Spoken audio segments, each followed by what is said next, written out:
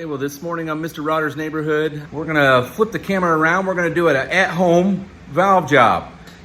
These heads were in pretty decent shape. The block was cracked. It had a lot of water. It sat in it for a long time. So the heads developed rust inside the rocker assembly and pretty much your entire valve train, springs, all that stuff. From the humidity of the water being in the block and kind of vaporizing and collecting up in the valve cover. So I decided to tear them apart, clean it all up, check things out, and put it back together if possible, using whatever parts I needed. So right now it's just a basic at-home valve job for a basic at-home stock small block 350 Buick. So here's where I normally assemble the cylinder heads. The basic things you're going to need for an at-home valve job are basic and simple. You have your valve spring compressor. You need a drill. If you don't have a drill, the old original lapping valve tool, the wooden handle with the suction cup on it works pretty good. I have this. This is a comp cam valve train assembly grease. Virtually any grease will work, but I use this because it's specifically designed for valve train. I actually just use it to hold the keepers in place. You're going to need your plastic, I don't even know what you'd call this, sleeve that fits down over your valve, over the top of your valve, so that you can put your valve seal on without damaging the valve seal. And this normally comes in your package with your valve seals. Keepers, retainers, springs, and your valves, and of course some valve seals. So today's subject here, I guess, is a 350 Buick head. It's virtually a stock 73 head. It doesn't have any of the EGR stuff on it, which is fine by me, but that also means that it has the larger intake valves of 188, but the smaller 150 exhaust valves. So no big deal. Also, the other way I do this to try to keep from buying a whole bunch of stuff or stuff getting stuck in machine shop purgatory forever. Instead of, if I got a valve guide that's a little bit loose, like within a thousandth or two, instead of just using this valve, since you're going to lap them all in, I use these spare valves, and I find one that's got a little bit tighter tolerance.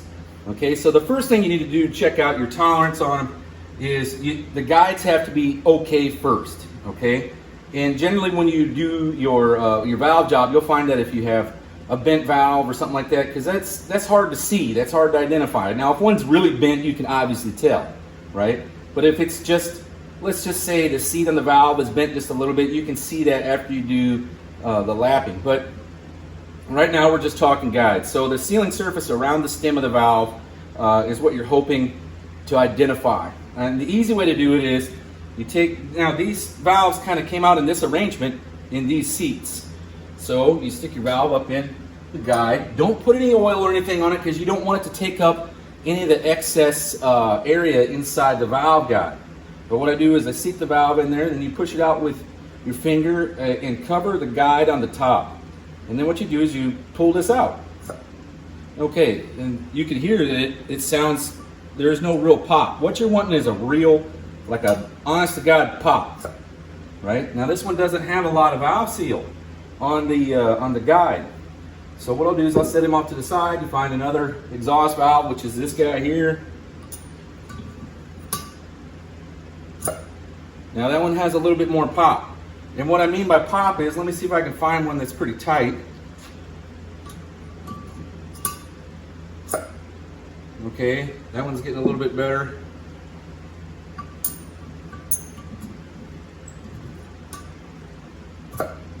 That one's pretty good.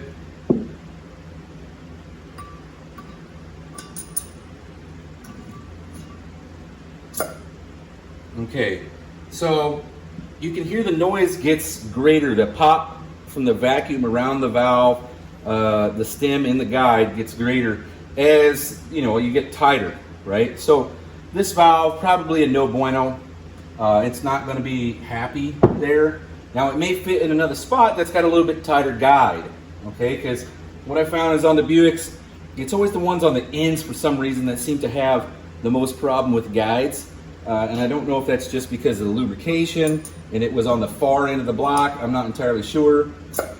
but this one seems to be pretty good. So we'll stick with this guy here. We'll go to the next one. So here's the next intake valve.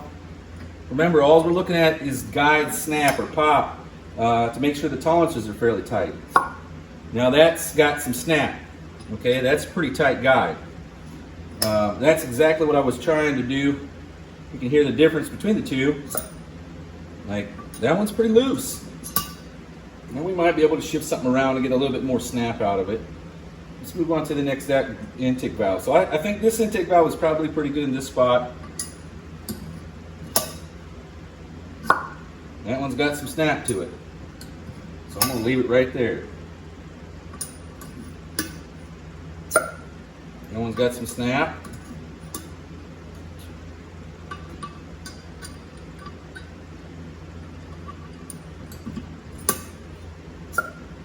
No, this one's a little looser than what I'd like. Let's see what happens. I change the valve. Oh, about the same. Let's try this one. No, they're all about the same. So, well, doing the best that we can here.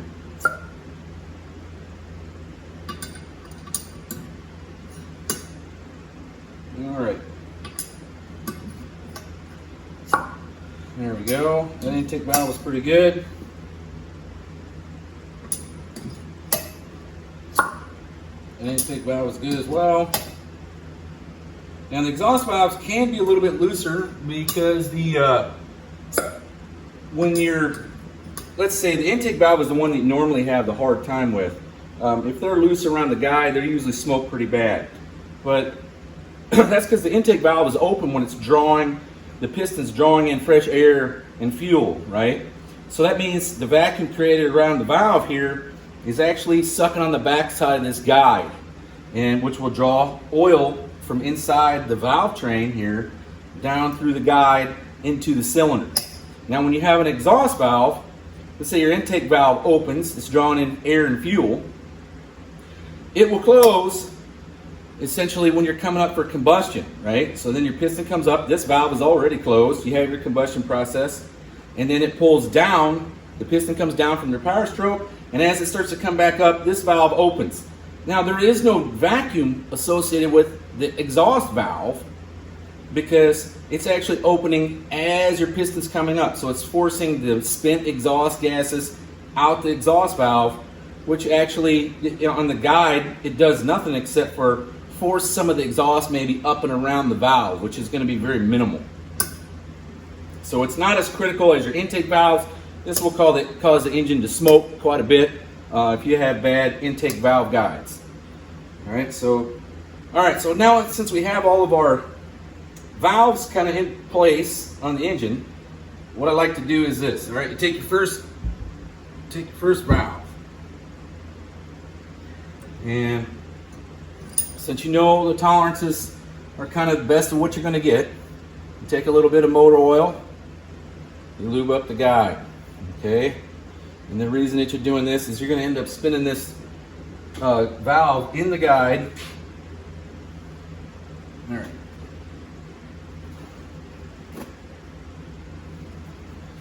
And you're going to lubricate the guide when you put the valve in. The next thing, though, is I go to this it's valve lapping paste. It's really what it is.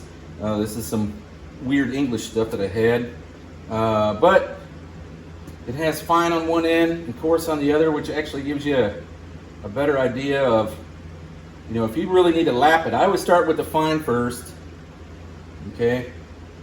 And we're just going to lap this valve real quick. Now we put first valve in that dude.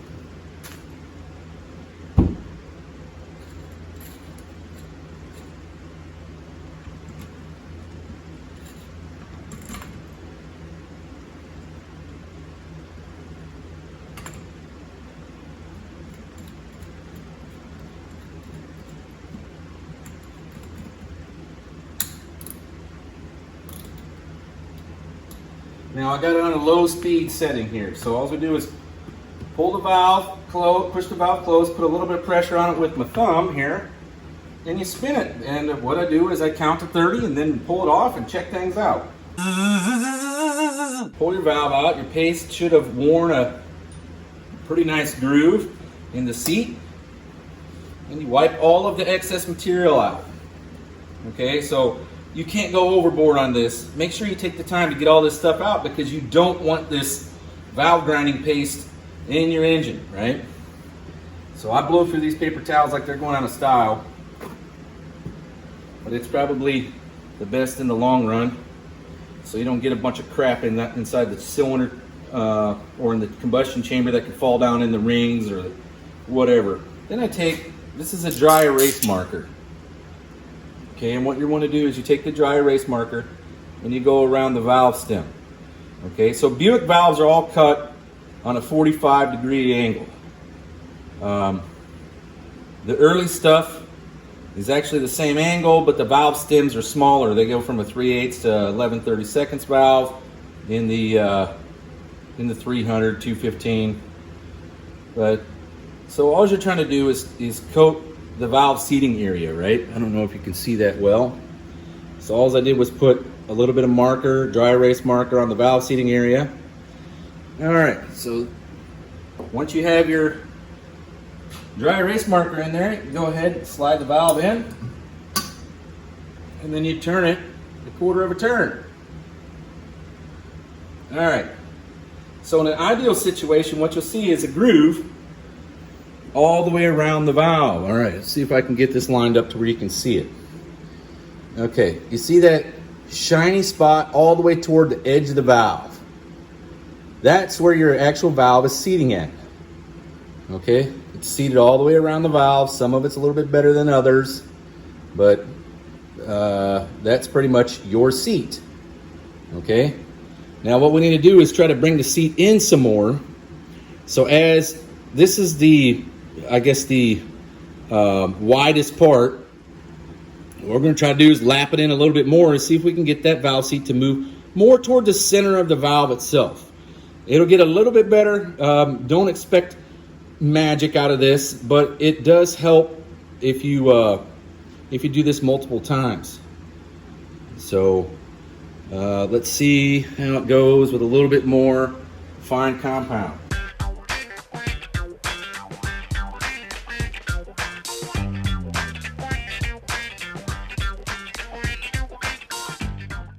Okay, what can we tell from this? All right, so our seat is actually a little wider now than what it was. It's not ideal, it's not in the center of the valve yet. And then this area is barely even touching, right here. You see how there's barely any mark. You can somewhat see it. I'll probably try to hold it in the center of the camera, but there's barely any mark right here on this spot. Now this valve could be bent, or it could be warped, it could be burnt. But right now your seat is so far out on the far edge, and then it has that questionable edge on it. It might be better just to find a different valve. Okay, so let's see what happens. We put the other valve in here. We know it's loose on the guide, but what happens when we go ahead and put this in and then check the whole thing, just like we had done before, except we're trying a different valve. Is it the seat or is it the valve? That's what we're trying to determine.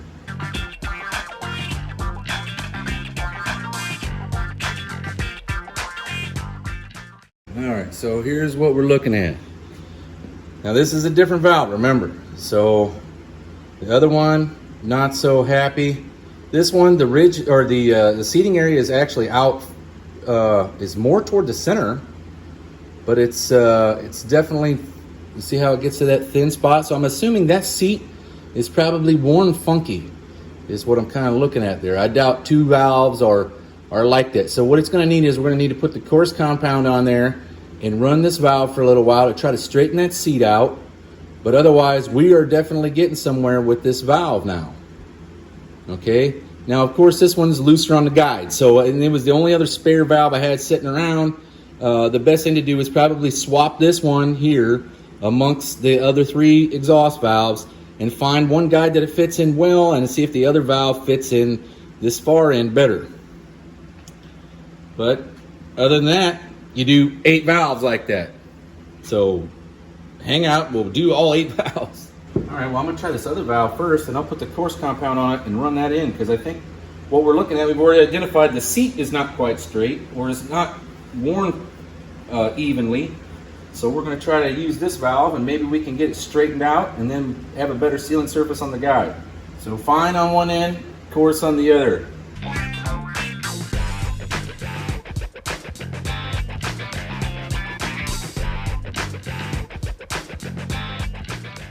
So out there at the far end, it does look to be getting better in some spots, but for some reason it likes to ride out there at that far end, and I believe the seat's probably pretty worn, or this valve is smaller diameter, which I doubt is the case. But I don't know. We want to do 2 different valves. It could be this valve is worn.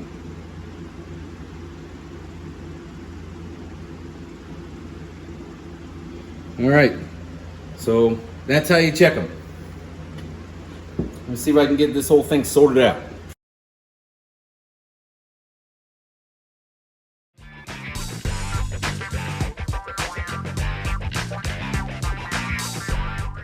All right, so we got our sealing surface in here for our intake valve. It actually was in the middle. It's not super wide, but it's in the middle, and it's actually in pretty good shape. It'll only get wider as it goes. So now you got to install the valve with the valve seal. And to do that, you put the valve in the guide. You take your little plastic sleeve that comes in your with your valve seals, and you run it down over the top of the valve. Now, what happens is that little valve, that little sleeve keeps the edges of the valve seal from getting damaged by the keeper grooves, right? So you just what I do is I normally lube them up, put a little oil on them, because the valve seal does go down over the top of the guide, and they don't fit loosely. So you slide them down over. All right, sometimes you need to use a socket to push that thing all the way on to where it seats when it's supposed to. Then you put your little, I don't know, sleeve off, and voila, your guide or your valve seals installed on your guide. Okay, so the next thing, the spring, easy. You need a spring compressor.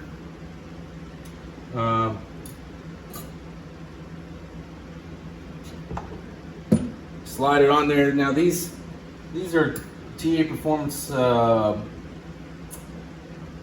chromoly retainers on these springs, and these are TA Stage 1 springs for the small block, but they fit in that groove really tight. So I got to compress them in there by hand first, and then stick keepers in. So what I do with the grease, just take a little bit of grease, you dab it in the groove for your keeper, and then slide it on the stem, and it'll hold that keeper in place until you can get the valve released from the valve spring compressor. So when you're done,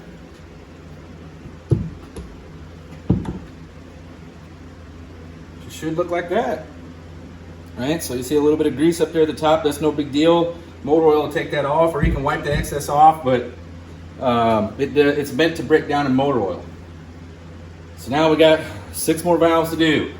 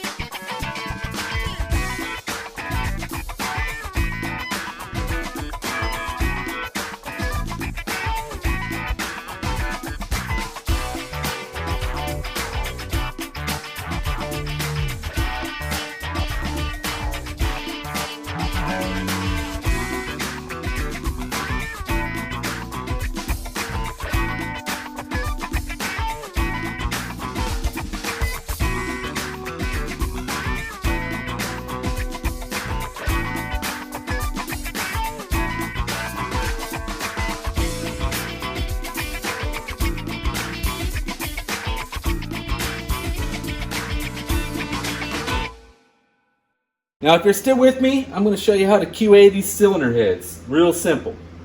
Okay, so intake port, intake valve, intake port, intake valve, and then what we'll have to do is flip it over and do some exhaust valve style. Now, this is some carb cleaner, okay? Real thin stuff.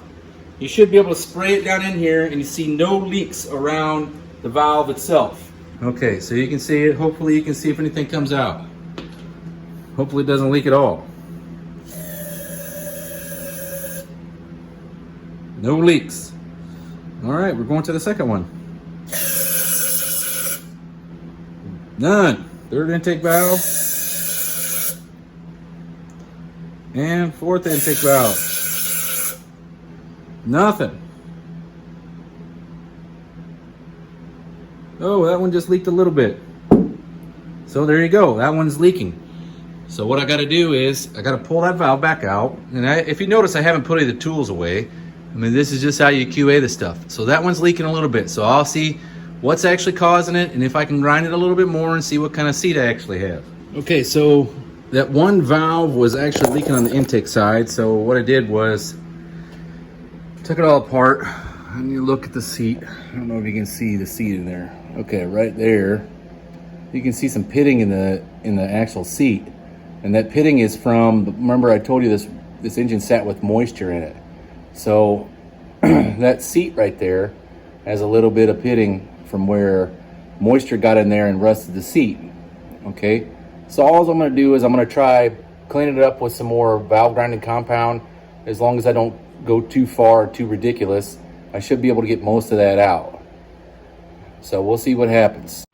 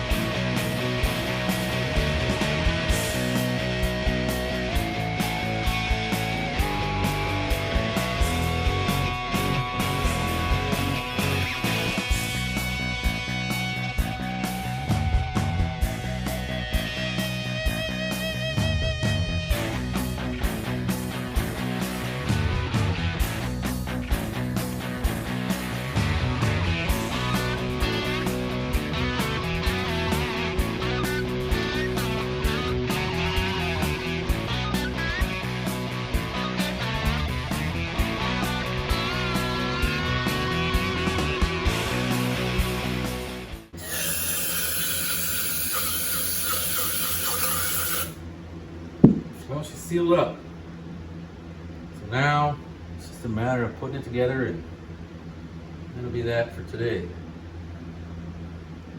I do need to check the exhaust valves, but it's essentially the same process, so you can kind of figure that out. It's all back and forth, a lot of time spent trying to get everything working, functioning right. But finally I got that one to seal up. That's it for today. I'll see you later. Oh, hey, and don't forget, we're having an event called the No Name Nationals, Sykeston, Missouri, September 30th, October 1st. It's at Jeffers Motorsports Park.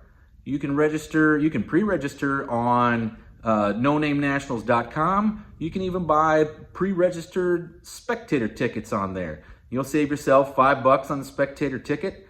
At the gate, it's going to be $20. Pre-registered is $15 a day. So make sure you head on over to nonamenationals.com and get yourself enrolled.